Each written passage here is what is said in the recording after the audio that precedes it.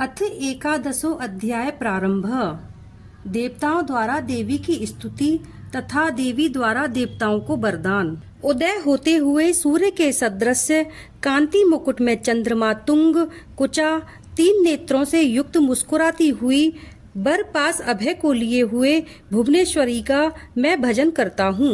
ऋषि बोले, देवी के द्वारा महाअसुर शुंभ के मारे जाने पर इंद्रादिक समस्त देवता अग्नि के सहित स्वेच्छानुसार फल प्राप्त कर कल्याणी देवी की स्तुति करने लगे, जिससे उनके मुख कमल खिल खिल गए थे। देवता बोले, हे शरणागतों के दुखों को दूर करने वाली देवी, आप प्रसन्न होइए। हे संपूर्ण संसार की माता, प्रसन्न हो। हे विश्वेश्वरी, प्रसन्न हो और जगत की रक्षा करो। हे देवी, चराचर जगत की तुम ही ईश्वरी कही जाती हो। इस विश्व की एकमात्र आधार तुम हो, क्योंकि तुम पृथ्वी रूप में स्थित हो। हे देवी, आपका पराक्रम अतुलनीय है। तुम जल रूप होकर संपूर्ण जगत को तृप्त करती हो। हे देवी, आप अत्यंत बलयुक्त विष्णु की शक्ति हो तथा विश्व की उत्तम सर्वोपरि माया हो। इस संपूर्ण विश्व को आपने मोह में डाल रखा है। आपके प्रसन्न होने से मुक्ति प्राप्त होती है। हे देवी, संसार की समस्त स्त्रियां आप ही की मूर्ति विशेष हैं। हे अम्बे, एक तुमसे ही यह सारा संसार व्याप्त है। तुम्हारी स्तुति किस भांति की जा सकती है? तुम तो स्तुति करने योग्य पदार्थों से परे हो। हे देवी, आप सभी में विद्यमान हो, स्वर्ग और मोक्ष की दाता हो। आपकी स्तुति किन शब्दों में की जा सकती है? बुद्धि रूप से समस्त जीवों में स्थित हो। हे नारायणी देवी, तुम स्वर्ग और मोक्ष की देने वाली हो, तुमको नमस्कार है। नारायणी, कला काष्ठादों में क्रमशः परिणाम अर्थात अवश्य बदलने वाली हो तथा संहार करने में शक्तिमान, आपको नमस्कार है। हे समस्त मंगलों को देने वाली शिवे, हे सर्वार्थ सिद्ध के देने वाली, हे शरणागत वत्सल, हे 3 नेत्र वाली, हे गौरी, हे नारायणी, आपको नमस्कार है। आप सृष्टि का पालन और संहार शक्ति स्वरूप हो। हे सनातनी, हे गुणाश्रय, हे गुणमयी, हे नारायणी, आपके लिए नमस्कार है। हे शरणागत दीन दुखियों के दुखों को हरण करने वाली तथा सबकी रक्षा करने वाली, हे देवी, हे नारायणी, आपके लिए नमस्कार है। हे हंसों युक्त विमान में बैठने वाली, हे ब्राह्मण स्वरूप धारण करने वाली, हे कुशाओं के जल को प्रोक्षण करने वाली, हे देवी नारायणी, आपके लिए नमस्कार है। त्रिशूल, चंद्रमा और सूर्य का रूप धारण करने वाली, महावृषभ पर बैठने वाली, हे माहेश्वरी स्वरूप वाली, हे नारायणी, आपको नमस्कार है। हे मोर और मुर्गों से वेष्टित, हे महाशक्ति, हे धरे, हे पाप नाशिनी, हे कौमारी रूप से विहार करने वाली, हे नारायणी, आपके लिए नमस्कार है। हे शंख, चक्र, गदा और सारंग धनुष तथा उत्तम उत्तम आयुधों को धारण करने वाली, हे वैष्णवी स्वरूपे, आप प्रसन्न होइए। हे नारायणी, आपके लिए नमस्कार है। हे महाउग्र चक्रधारिणी, अपने दांतों पर पृथ्वी को रखे हुए, हे बाराह रूपिणी, हे शिवे, हे नारायणी, आपको नमस्कार है। भीषण नरसिंह स्वरूप रख असुरों को मारने वाली, त्रिलोकी की रक्षा में समर्थ, हे नारायणी, आपको नमस्कार है। मस्तक पर किरीट तथा हाथों में महावज्र धारण किए, सहस्त्र नेत्रों में प्रकाशमान और व्रतासुर के प्राणों को हरने वाली, हे ऐन्द्री, हे नारायणी, आपके लिए नमस्कार है। हे शिवदूती स्वरूप से महाबलशाली असुर समूह का संहार करने वाली, हे घोर रूपे, हे महारावे, नारायणी, आपको नमस्कार है। दाढ़ों के कारण विकराल मुख वाली, रुंडमाला से सुशोभित मुंड अतुर को मारने वाली, हे चामुंडे, हे नारायणी, आपको नमस्कार है।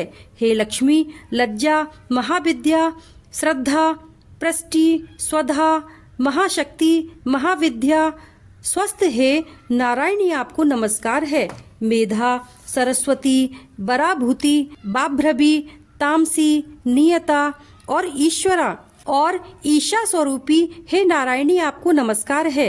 हे सर्वमंगला, हे सर्वस्वरूपा, सर्वेश्वरी, सर्वशक्तिमान, हे दुर्गे देवी, आप हमारी सभी प्रकार के भयों से हमारी रक्षा कीजिए। आपके लिए नमस्कार है। हे कल्याणी, आपका 3 नेत्रों से सुशोभित मुख हमारी संपूर्ण भयों से रक्षा करे। आपको नमस्कार है। हे भद्रकाली, ज्वालाओं के समान भयानक और समस्त असुरों का विनाश करने वाला आपका त्रिशूल हमारी सभी भयों से रक्षा करे। आपके लिए नमस्कार है। आपके शब्द की टंकार से संपूर्ण विश्व को व्याप्त कर असुरों के तेज का विनाशक आपका घंटा समस्त पापों को पुण्य के समान हमारी रक्षा करे। हे चंडिके, वह उज्जवल आपका हाथ जो असुरों के रक्त और चर्बी से रंगा हुआ और उस हाथ में चमकता हुआ खड्ग हमारी रक्षा करे। हम आपको नमस्कार करते हैं। हे देवी, तुम प्रसन्न होने पर अशेष रोगों का नाश कर देती हो और रुष्ट होकर समस्त अभिलाषित कामनाओं का विनाश करती हो। आपके शरणागत मनुष्य पर कभी आपत्ति नहीं आती। जो आपके आश्रय होते हैं वे सबके आश्रय बन जाते हैं। हे अंबिके देवी, आपने अपने को विविध स्वरूपों में विभाजित कर इन धर्मद्रोही असुरों का संहार किया है। यह सब कार्य करने में किसी और की सामर्थ्य नहीं थी। समस्त विद्याओं में, ज्ञान रूपी शास्त्रों में तथा आदि वाक्यों में, वेदों में आपका ही वर्णन है।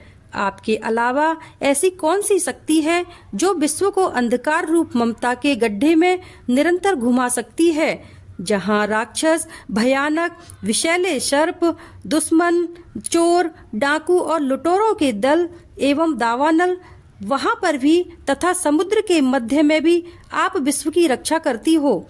हे विश्वेश्वरी, आप विश्व की परिचालक हो और विश्व रूप होकर समस्त विश्व को धारण किए हो। आपकी प्रार्थना भगवान विश्वेश्वर भी करते हैं और प्राणी भक्ति तथा नम्रता सहित आपके सन्मुख नतमस्तक होते हैं। वे संपूर्ण विश्व के आश्रय होते हैं। हे देवी, आप प्रसन्न होइए। आपने इस समय जिस तरह असुरों का विनाश करके तत्काल ही हमारी रक्षा की है, उसी तरह हमारी असुरों से सदा रक्षा करती रहना और संपूर्ण विश्व के पापों तथा उत्पात के कारण पैदा होने वाले महामारी आदि बड़े बड़े उपद्रवों को जल्दी शमन कीजिए। विश्व के समस्त दुखों को दूर करने वाली हे देवी, आपके चरणों में पड़े नमस्कार करते हुए हम सब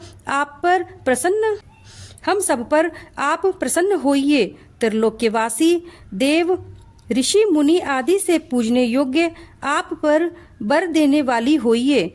देवी बोली, हे देवगण, मैं वरदान देती हूँ। जगत के उपकार करने वाले वरदान की जो तुम सब मन में अभिलाषा करते हो वह मुझसे मांगो, मैं अवश्य दूंगी। देवता बोले, हे अखिलेश्वरी, आप इन त्रिलोकी की समस्त बाधाओं को शमन करती रहिए और हमारे दुश्मनों का विनाश करती रहिए। देवी बोली, वैवस्वत मनवंतर के 28वें युग में शुंभ और निशुंभ नामक दोनों महाअसुर फिर पैदा होंगे। फिर मैं नंद गोप के रूप में उनकी स्त्री यशोदा के गर्भ से उत्पन्न होकर विंध्याचल वासिनी होंगी और उन दोनों महाअसुरों का संहार करूंगी। तत्पश्चात पृथ्वी पर अत्यंत उग्र स्वरूप से अवतार लेकर वैप्रचित नामक असुरों का विनाश करूंगी। उन वैप्रचित नामक महाअसुरों का भक्षण करते समय मेरे दांत अनार के फूल के समान लाल लाल दिखेंगे। उस समय स्वर्ग के देवता और मृत्युलोक में मनुष्यगण मेरी निरंतर स्तुति करते हुए मुझे रक्तदंतिका के नाम से पुकारेंगे। फिर पृथ्वी पर 100 वर्ष तक अनावृष्टि के कारण मुनियों की प्रार्थना करने पर मैं बिना गर्भ के पृथ्वी पर उत्पन्न होंगी। तदनंतर 100 नेत्रों से मुनियों को देखूंगी। इस कारण मनुष्य मुझे शताक्षी नाम से पुकारेंगे और मेरी स्तुति करेंगे। हे देवताओं, तदनंतर मैं अपने शरीर से उत्पन्न शोक द्वारा जब वर्षा न होगी तब तक संपूर्ण विश्व का पालन करूंगी। इस प्रकार जगत में मेरा नाम शाकंभरी नाम से प्रसिद्ध होगा और उसी समय मैं दुर्गम नामक असुर को मारूंगी। इस प्रकार मेरा नाम दुर्गा देवी के रूप में प्रसिद्ध होगा और फिर मैं भीम रूप से मुनिजनों की रक्षा के लिए हिमालय पर असुरों का भक्षण करूंगी। उस समय समस्त मुनिगण नम्रता के साथ मेरी स्तुति करेंगे। इस प्रकार मेरा नाम भीमा देवी प्रसिद्ध होगा। जिस समय अरुण नामक असुर त्रिलोकी में भयंकर उपद्रव करेगा, उस समय में असंख्य भौरों का रूप बना त्रिलोकी के हित के लिए उस महाअसुर का वध करूंगी। तब संसार में सभी मनुष्य मुझे भ्रामरी नाम से स्तुति कर प्रसन्न करेंगे। इस प्रकार जब जब विश्व में दानवों द्वारा उपद्रव होंगे, तब तब मैं अवतार लेकर असुरों का संहार करूंगी। बोलो देवी मैया की जय। इति एकादशो अध्याय समाप्तः। हेलो फ्रेंड्स, मैं हूं निक्की। अगर आपको मेरा दुर्गा सप्तशती का एकादश अध्याय अच्छा लगा है तो please like, comment and subscribe कीजिए। धन्यवाद।